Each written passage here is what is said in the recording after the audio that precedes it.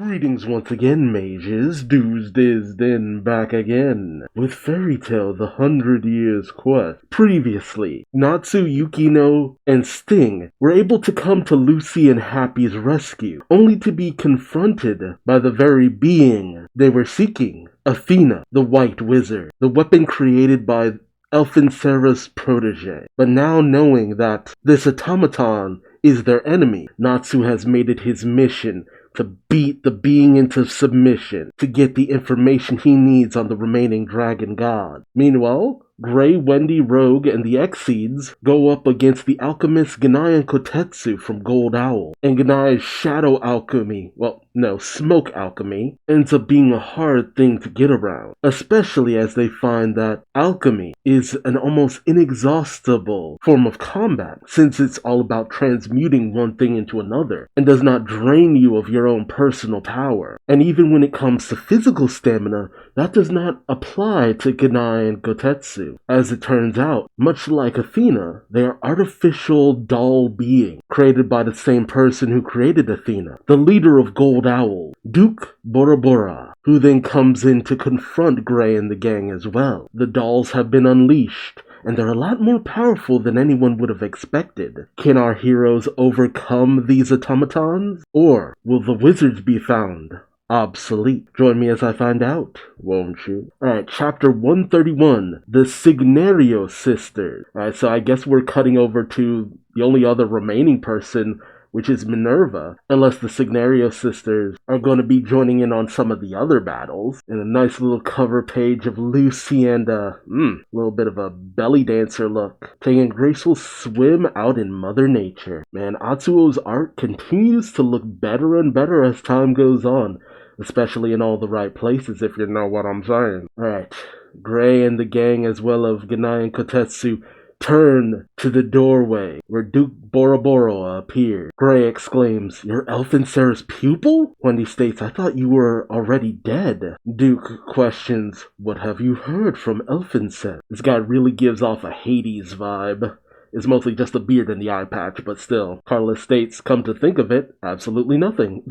Yeah, he didn't really go into detail because, I'm pretty sure Elfin Sarah thought he was dead as well. Lecter states, "What a careless guy," and Frost says, "Fro thinks so too." But, he probably thought the dude was dead. Why would he believe that his pupil from 100 years ago would still be alive? Duke states with a little bit of flair, "I am an alchemist who creates people. Human transmutation is my profession." Uh-oh. So he's essentially Father from Full Metal Alchemist. "I once trained as a wizard under Elfin Sarah. However, it would seem I lacked the talent for it. Eventually, I left the old fool and went down the path of alchemy. Once I became famous, Elfin Sarah paid me a visit. He begged me to make him a weapon to slay the 5 dragon gods." Right, Elfin Sarah when he was consumed by his need for vengeance. "And thus Athena was created, my first human transmutation, and my greatest work." Okay, so she was the first.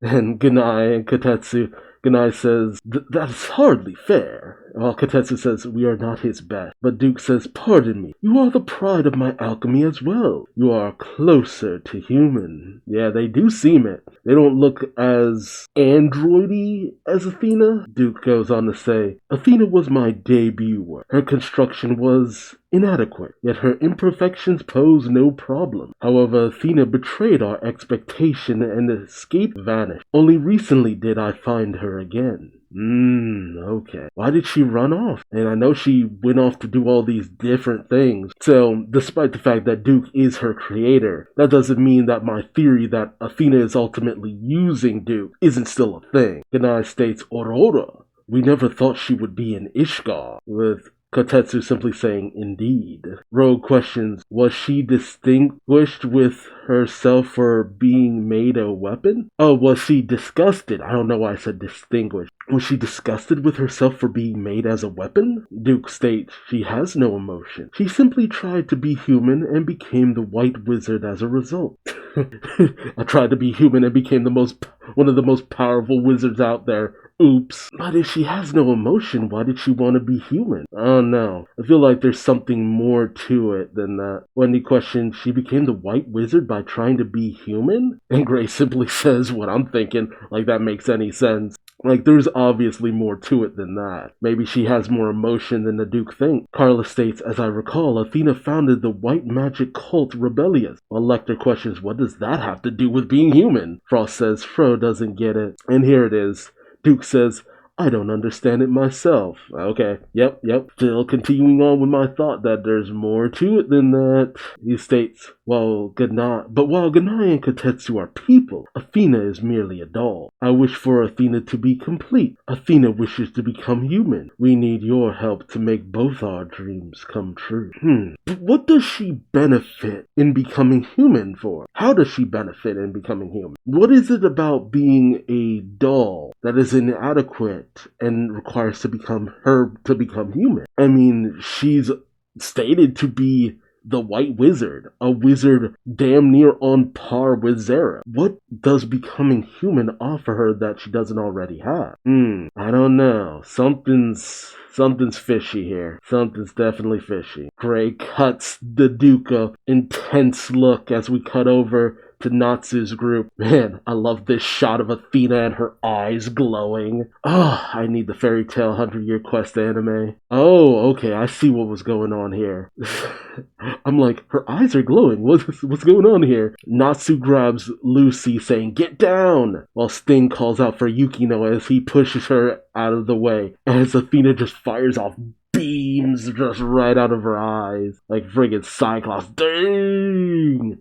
That explosion shot is so cool. Nice. Oh, she's doing the rapid fire. Or no, is it a continuous beam? Like, she's doing the sweep with the explosions as she goes. Nice. Jeez, the whole entire cave explodes. I hope it was a shallow cave, or Hero's got a whole bunch of things to worry about aside from Athena as everything starts crumbling in. Natsu, as he shields Lucy, says, what's with this chick? Friggin' laser beams came out of her eyes. And Happy, who looks utterly like, oh god, like his life is flashing before his eyes, says, she's totally bad news. Athena then starts to float in the air above the rubble. Natsu states she's floating in shock. Athena looks down at them past her robo-boobies and says, I am a doll, an alchemist, and of course, the white wizard. She then proceeds to continue firing her lasers. And, there it is. Sting, who, light dragon, eats her lasers, much to Athena's shock. Like, wait, what? I forgot about that. Like, this is the one counter that is just like, alright, Sting eats light. The one situation where this would actually pay off greatly. And Athena's shock is like, did he just eat that? Gross. And Sting says as he wipes his mouth, if it's white, then I can eat it. There are some very perverse implications that could come from that, but I'll keep that to myself. Go read a doujinshi or something. Yukino exclaims with joy, as expected, Sir Sting. While Lucy simply questions, this guy can eat anything that's white? And Natsu shouts to Happy, so he can eat erasers and stuff? And Happy says, I bet he can. I feel like something was lost in translation there. Like, eat erasers, what? And I love the grin that Sting gives to Athena, and Athena's just like nonplussed. Like that smug grin she had from before is gone. It was actually pretty cool, man. I wasn't sure if Sting was actually gonna like really show up and show off here, but nice. I still think we're gonna get a tag team of Sting and Natsu versus Athena. That would be my happiest outcome, but knowing how the series usually goes, Natsu will end up taking on Athena by himself. We then cut to that photographer's house who captured Urza and Jalal. Naturally, they're still trapped in the picture, with Jalal pressed up against Urza's boobies. As Urza says, it sure is getting a bit cramped in here. While Jalal says we've been stuck in the same posture after all. While Urza says, now then, what to do? I'll be honest, I thought they figured something out because of Urza's abilities, but I guess not. And suddenly, a figure appears at the man's door saying, "How pathetic. The wizards who represent our continent are all in one place." This voice shocks Urza as well as the man who is sitting at the counter, who states, Who are you?" Oh, and suddenly he's trapped in the picture, going, What? While Urza and Jalal are now outside. It's Minerva, who simply says, "I switched your positions with my territory." Wow. I didn't even think about that. So that's what the showing off of Urza being able to use her magic inside the picture still. It shows that magic could still be used inside the picture, so because of Minerva's ability, swip, bada bing, bada boom. I wonder if the guy can get out of his own picture or not. Urza, still hugging Jalal, shouts to Minerva, while Jalal questions, "How did you find us?" And Minerva just laughs, saying, "I'm sorry, were you having fun?" Urza and Jalal quickly separate, obviously embarrassed being caught in such a compromising position, with the photographer still stunned and shocked, saying, "What's going on? How did I end up inside the photo?" Jalal says, "You saved us." While Urza simply says, "We're sorry, Minerva." Minerva says, "Don't mention it." Minerva then stomps on the photo on the wall, gotta really put your leg up there, damn. Saying, "Besides, you have a few things you wish to ask this cretin, no?" Urza comes up with her arms folded, saying, "You're right," while the man on the wall says, "Eat striped panties?" "I thought you couldn't see outside the photo." Urza says, "You said Gold Owl wants Fairy Tale's magic power." Photographer says, "I know nothing more than that, I swear." Urza then takes the photo and begins to stretch on it, saying, "What would happen if I tear this photo?" The man says, "Please let me go." There's been a lot of interrogation in this city. Jalal says, "Then spit out everything you know." The photographer says, I already did. I don't know anything more than that." An unknown figure then appears behind everyone, saying, "It's true," with very nicely manicured toenails. Jalal, Urza, and Minerva then turn in shock, while the man in the photo says, "Lady Annie," and thus appear the Signario sisters, with Rosso saying, "I made that camera. Pretty neat, right?" Made it with alchemy? Interesting. It's an interesting ability to make a camera with. While Annie says, "Since you escaped, that man is useless to us." As the man in the photo floats to the ground, he says, "Oh, Lady Roseo." Wait, I thought, the way this is laid out, I thought Roseo was the friendlier looking one, and Annie was the meaner looking one. Nope, I went back and checked. That's how it was laid out. Weird. Okay, I guess it's just the way this is laid out in the chapter. But Jalal shouts to them, "Who are you?" Roseo then pulls out opera glasses and says, "I saw it." What did they do? What the hell? The building starts transforming and contorting around everyone. Jalal looks on, questioning, "What is this?" Urza says, "The scenery is distorting." And Minerva says, "They're restructuring the room?" Next thing we know, everyone's inside this demented-looking wonderland, pretty much, with cartoonish features and creatures abound. It really is like something out of Alice in Wonderland. Roseo shouts, "I saw a super fun world." I don't know how this is alchemy. This is beyond normal transmutation, even in terms of fantasy. Whoa. Urza questions, What's going on?" Roseo says, "We're alchemists from Gold Owl. Just call us the Signario sisters." While Annie says, "Our power lets us transmute the world." That's kinda broken. Although, from another perspective, if it's just transmuting the area around the opponent, there's ways to get around that. Okay, so we have pretty much everyone facing off against someone. Although, where's God Serena in all of this?